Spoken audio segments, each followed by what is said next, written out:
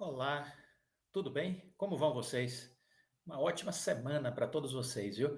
Esse vídeo a gente vai dar sequência no que a gente fez ontem, eu não sei se vocês assistiram, de segunda-feira, onde nós falamos um pouco sobre este momento da Bolsa, sobre este momento das questões dos bancos nos Estados Unidos, na Alemanha, a questão aqui do Banco Central, falamos um pouco de hoje, respondemos algumas questões deixadas por vocês nestes dias no nosso canal Viver de Renda, no YouTube, e vamos dar sequência, porque muitas pessoas me procuraram para que eu pudesse falar um pouquinho sobre o momento da Bolsa, o que esperar e, sobretudo, esses efeitos das altas de juros lá fora.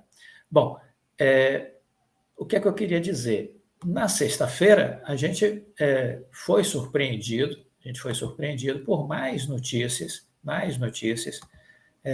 com relação a problemas com bancos no exterior, né? Então, vou compartilhar com vocês aqui rapidamente isso. Olha aqui, o Deutsche Bank entrou no nosso radar.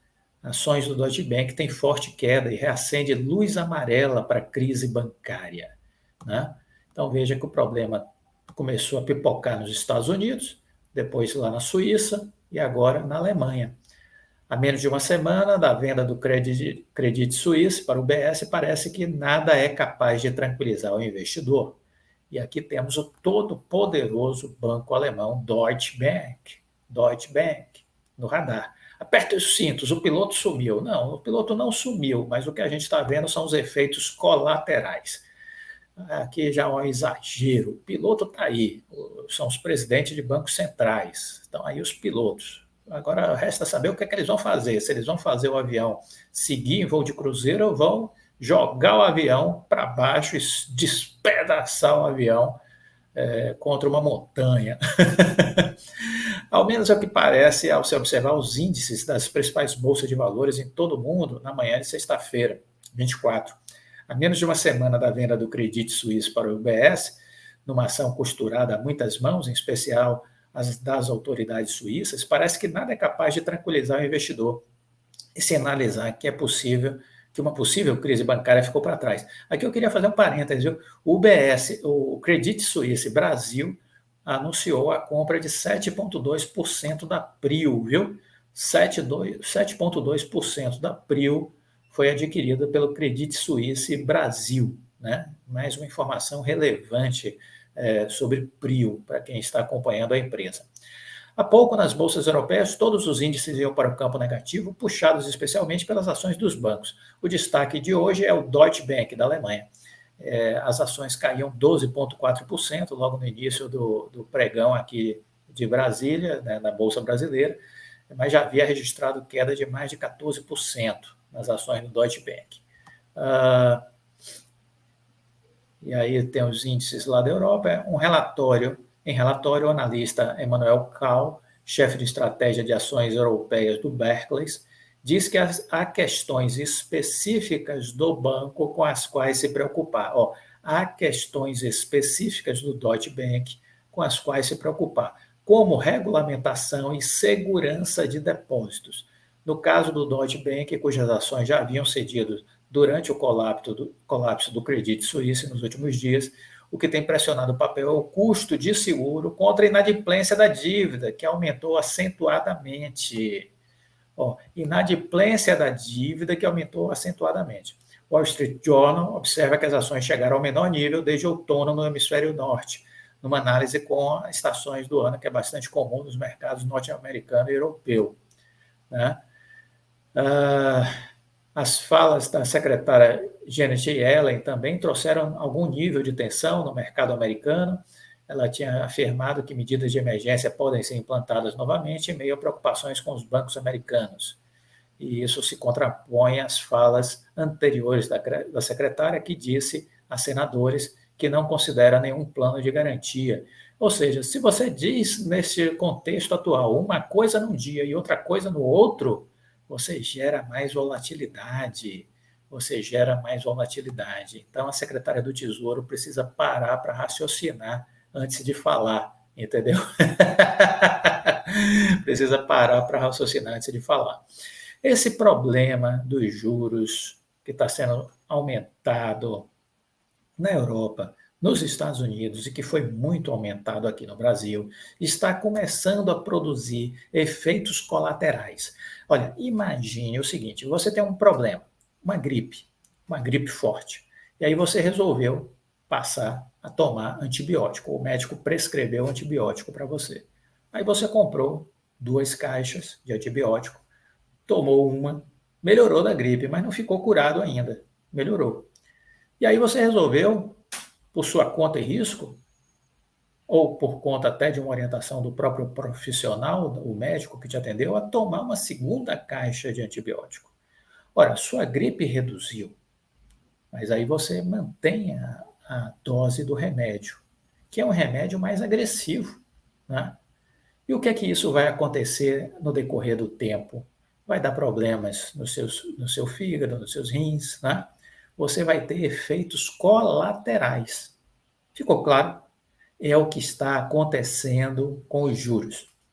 A alta de juros na Europa está produzindo efeitos colaterais no sistema bancário e no ambiente corporativo e no ambiente de consumo, óbvio. A alta de juros nos Estados Unidos está provocando esses mesmos efeitos. A alta de juros no Brasil já provocou estes efeitos no ambiente de consumo e no ambiente corporativo. Aqui os bancos estão faturando com os juros. Aqui os bancos estão faturando com juros. Lá fora, esta dinâmica dos bancos ganharem já não é verdade. Os bancos estão perdendo com esta alta de juros, sob alguns aspectos, né? Então, de algumas operações, há um descasamento entre as taxas antigas e as novas, e tem um gap entre uma e outra, e isso está gerando prejuízo para os bancos lá fora, ok? Bom, dito tudo isso, o que fazer? É preciso dosar, é preciso rever a estratégia. O que é que eu já disse antes? Que não adianta querer baixar a taxa de juros, ou não adianta querer baixar a inflação via taxa de juros, porque nós não temos um problema de inflação por demanda, nós temos um problema, falamos isso desde o ano passado. Quem me acompanha nos vídeos já deve ter ouvido falar, quem me acompanha na mentoria sabe disso, porque a gente volta a esse assunto toda a mentoria, e quem nos acompanha na seleção de empresas, onde a gente faz a nossa análise de cenários, isso também é fato corriqueiro.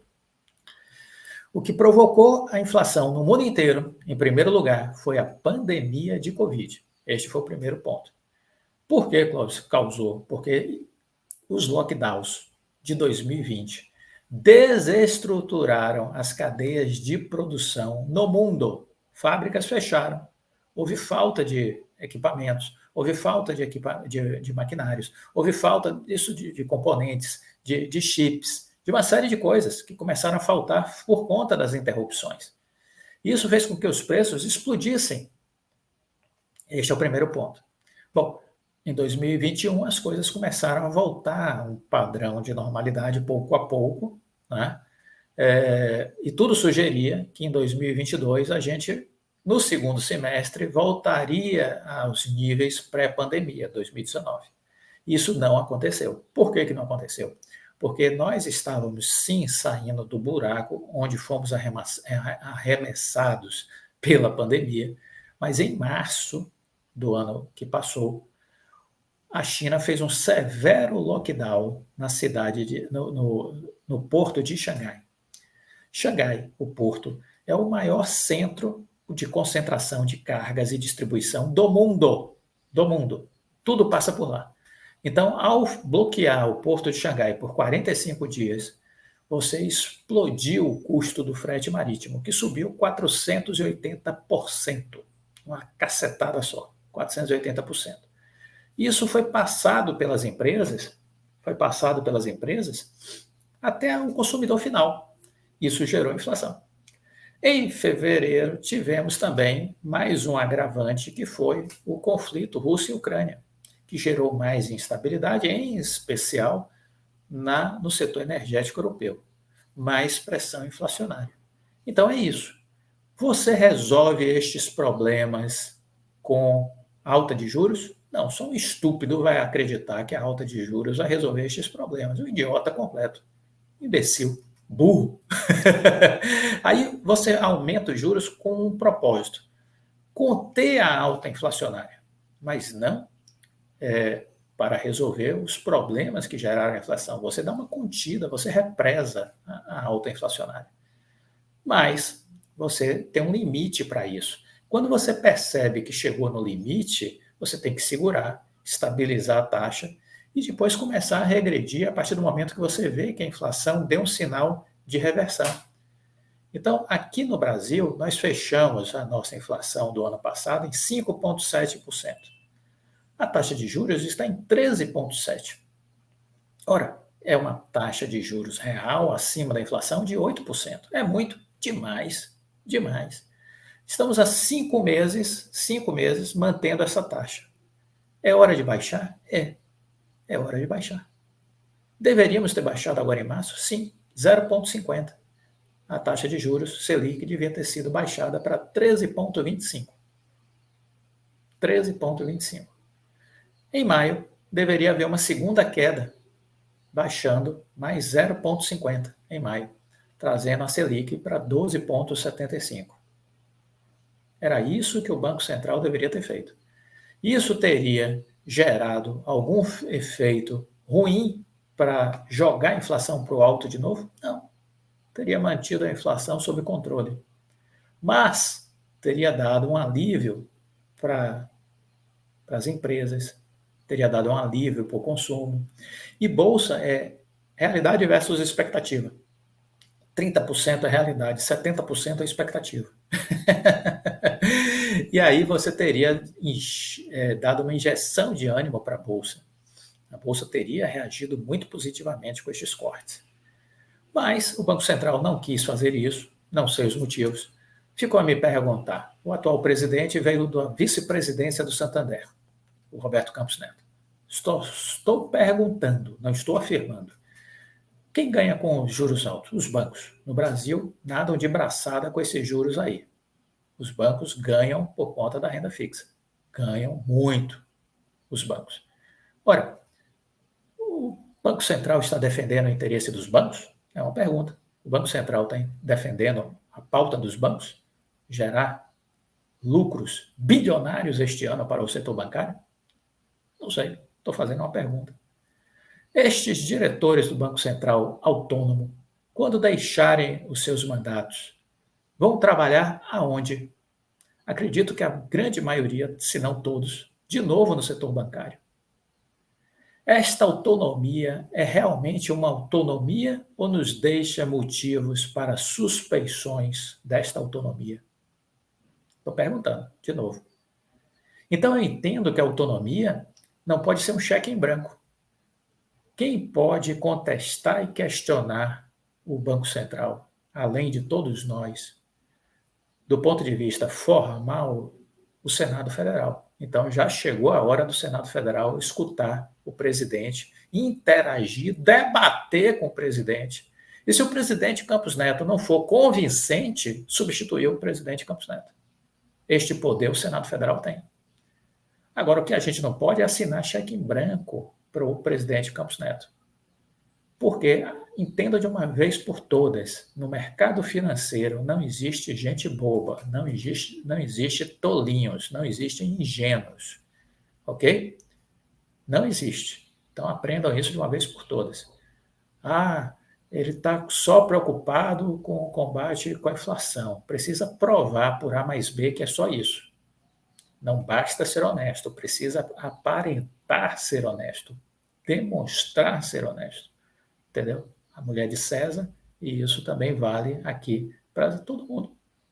Então, eu entendo que esta conversa de que está focado no controle da inflação não sustenta para mim. Com a minha experiência de vida, isso não sustenta.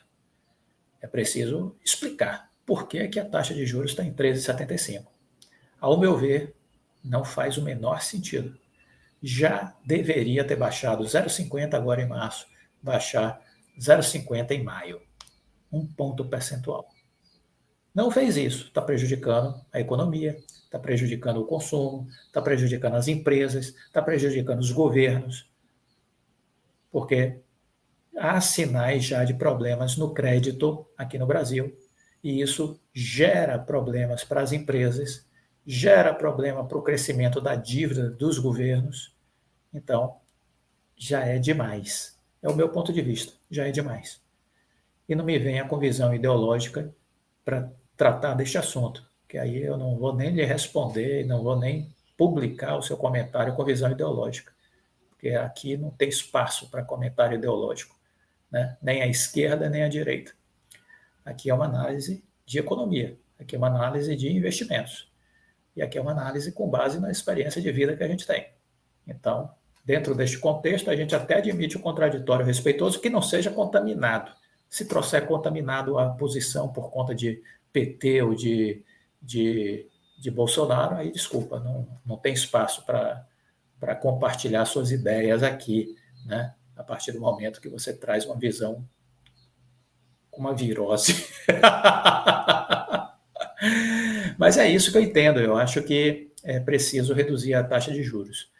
Aí eu queria dizer para vocês que essa semana a gente vai continuar falando sobre esse assunto, mas poderíamos também dizer o seguinte: nos Estados Unidos, o Jerome Powell ele está diante da necessidade de recalibrar a alta de juros. E ele teve a coragem de começar a fazer isso nessa última reunião. Palmas para o Jerome Powell. Ele ia subir os juros em 0,50, ele não subiu os juros em 0,50, ele foi corajoso. Ele só subiu 0,25. Então, foi uma mudança de postura, né? Ele tinha dito no mês passado que ia aumentar os juros em 0,50 e só subiu 0,25. É metade. E isso aconteceu logo depois que explodiu a bomba no seu colo, que foi a quebra do Silicon Valley Bank, o SVB, que era o 16º maior banco dos Estados Unidos. E nestas horas, você tem dentro de um sistema de instituições financeiras a grande preocupação, e a mais assustadora de todas, que é ver um contágio que possa levar ao colapso do sistema. Essa foi a temática de 2008, né? Quando os sinais começaram a aparecer e quando aconteceu a quebra do Lehman Brothers, o que a gente viu foi uma contaminação sistêmica. E aí a gente viu que o mundo podia vir abaixo, né? Então, hoje, com a experiência de 2008, e tendo que o Banco Central americano tem todo o poder e a expertise para evitar reviver os tempos de 2008, né? Então, esta é a tarefa que está posta aí para o Jerome Powell. Ele terá que resolver esse abacaxi, né? E acho que o primeiro passo foi dado em não subir a taxa de juros em 0,50, em subir apenas a metade, 0,25, e acredito que ele vai aproveitar agora o tempo que tem até a próxima reunião do Federal Reserve para tentar medir temperatura e pressão do sistema financeiro americano. Eles têm condições de fazer testes de estresse nos bancos, verificar qual é o nível de exposição dos bancos a riscos, entendeu? É isso que eles vão fazer. O governo americano já injetou trilhões de dólares nesses últimos anos para tentar fazer a recuperação da economia por conta dos estragos causados pela pandemia, empréstimos a custo baixo, a fim de gerar emprego, a gerar consumo. Isso foi gerando um processo inflacionário, mas esse processo inflacionário muito mais baseado não em demanda, e sim nos problemas estruturantes que foram acontecendo fora do mundo. Então, é preciso entender que a razão dos problemas de inflação nos Estados Unidos, no Brasil e no mundo como um todo não são provocados por consumo, eles são provocados por problemas causados, em primeiro lugar, pela pandemia em 2020, que afetou as cadeias de produção do mundo, e depois, em 2022, pelo fechamento de Xangai por 45 dias. Foi isso que provocou esse grande processo inflacionário, que também teve um componente aí da Rússia com a Ucrânia, em particular na Europa, por afetar o setor de produção energética. Dito tudo isso, é preciso ter habilidade e competência para fazer essa alta de juros, mas perceber os sinais de qual é o limite. E acredito que o que a gente viu acontecer nos Estados Unidos com o fechamento de 3 bancos sinaliza que o limite está próximo dessa alta de juros. Se você continuar subindo, você vai causar mais danos do que benefícios na economia americana. Este é o meu entendimento. Bom, ele deu uma alta de 0,25, sinalizou que pode haver mais uma alta de 0,25 este ano. Eu acredito que talvez nem haja essa alta de 0,25, que ele pare por aí. Ele não deu a certeza de que haveria essa alta de 0,25, e eu acredito que talvez nem haja. Eu acredito que diante do momento desse problema bancário, que ele pare por aí. Vamos seguir acompanhando, porque este assunto é muito importante. Este é um drive importante, o que está acontecendo com os bancos. Isso é um drive importante. Lá na Europa, o Banco Central Europeu subiu em 0,50, não se intimidou. Mas aí o que aconteceu? Depois dos problemas do Credit Suisse, a gente viu agora, na sexta-feira que passou, problemas no Deutsche Bank. Então, acho que talvez o Banco Central Europeu tenha errado ao subir 0,50. E provavelmente agora, depois deste episódio que a gente vai ver os desdobramentos essa semana lá do Deutsche Bank, acredito que o Banco Central Europeu não subirá a taxa de juros na próxima reunião. Acredito que o Banco Central Europeu não subirá a taxa de juros na próxima reunião, porque os sinais estão sendo dados. Os sinais estão sendo dados, ok? Então, esse é o meu entendimento e é isso que eu queria compartilhar com vocês. Para finalizar, o Tribunal de Contas andou aí se manifestando no caso dos cálculos da Anatel, e a Oi Vivo também já se pronunciaram. A Oi Vivo, elas tinham, inclusive, feito algumas argumentações perante ao TCU, mas elas não tiveram os argumentos acolhidos pela área técnica, nem pelo plenário da Casa, com relação a ajustes nos cálculos do saldo para migração para o regime de autorização. De todo modo, no voto do ministro Bruno Dantas, ambas as empresas tiveram algumas das preocupações reconhecidas, sobretudo no que diz respeito à relação de bens reversíveis adotada pela Anatel. Isso porque a lista utilizada pela Anatel e pelo consórcio Axon CPQD-MS para a consultoria e elaboração do cálculo do saldo de migração para o novo modelo não teria sido exatamente a mais atualizada ou acertada com as empresas. Tanto que o TCU mandou da ciência à agência de que é necessária a aprovação final dessa lista de bens reversíveis para que ela seja utilizada na metodologia. A Vivo diz na sua manifestação que a Anatel utilizou uma versão modificada que ainda por cima estaria desatualizada e que a Anatel deveria ter usado uma outra listagem incorporando a depreciação de 1,2 bilhão nos ativos e totalizando 6,2 bilhões. A concessionária alega que a Axon utilizou ferramentas de inteligência artificial para reclassificar ativos dos investidores das concessionárias de bens reversíveis e incluir milhares de bens na listagem, sem dar oportunidade às concessionárias se justificarem ou se manifestarem. Somente no caso da Vivo teriam sido 418 mil novos ativos supostamente reversíveis, totalizando um valor de 3,89 bilhões de reais.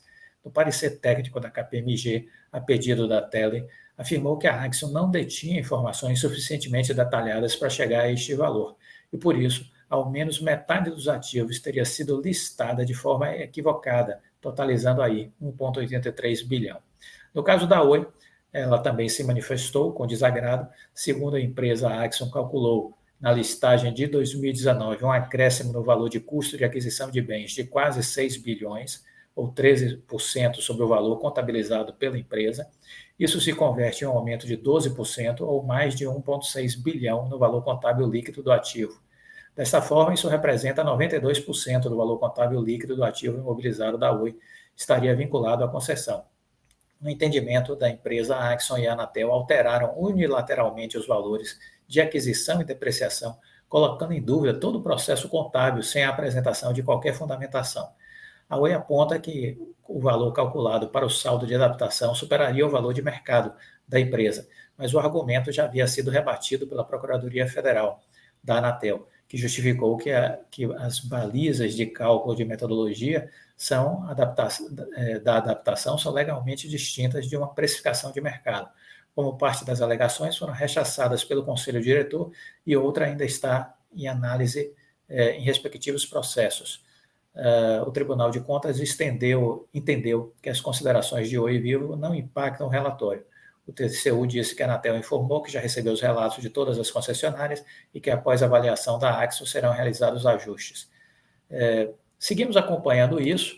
No nosso entendimento, nesses moldes, se a Anatel quiser receber de Vivo 8 bilhões e pouco, de Oi 12 bilhões e pouco, ou seja, das duas 20 bilhões e meio, mais ou menos, as duas empresas não vão fazer a migração da concessão para o regime de autorização.